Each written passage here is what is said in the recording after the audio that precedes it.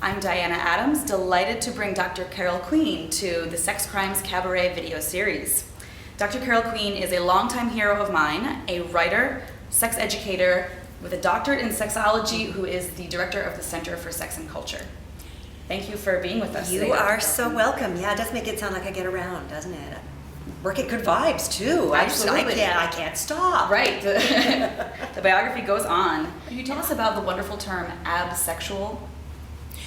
Absexual is a term that my partner Robert and I coined almost 15 years ago now, actually. It's been a while.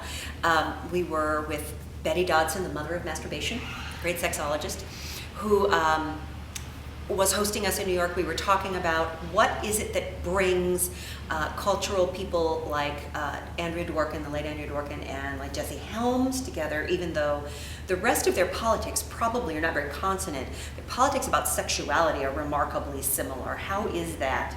How do we explain that? And in those particular two cases, and many others as well, the notion is that we created a word to describe absexual, which means away from sex. It's root words.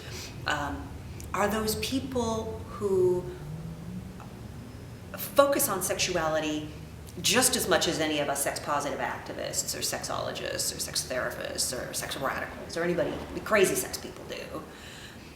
But they focus on it to hate on it, to disagree with whatever it is that they're seeing that upsets them.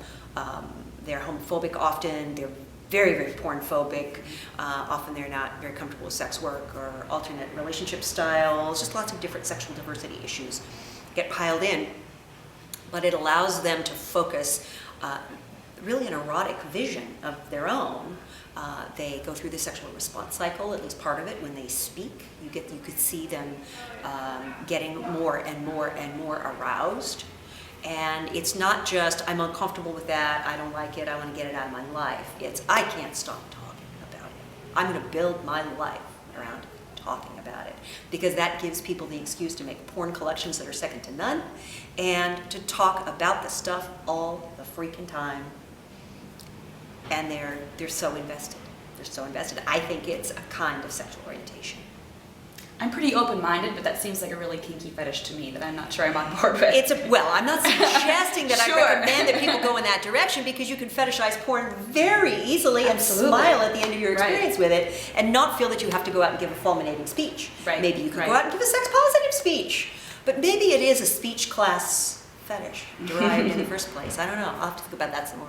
That's a great concept because it's like homophobia, but with sexuality, just as a response to their own sexual feelings and rejection of them. And of course, I'm really influenced. I mean, I've been an LGBT community resident fellow traveler activist and a lot of other different things, entire adult life and a little bit longer than that. And those analyses of homophobia that people have attempted to make to explain why it is that some people are just so unable to set it aside. They cannot live and let live. They must seek people out people, attack people. I mean, there's so much to dig into about why homophobes are the way they are. Mm-hmm. And it's certainly, there's a Venn diagram with absexuality here. And certainly some of what I recognize was the homophobia of somebody like Helms, for example.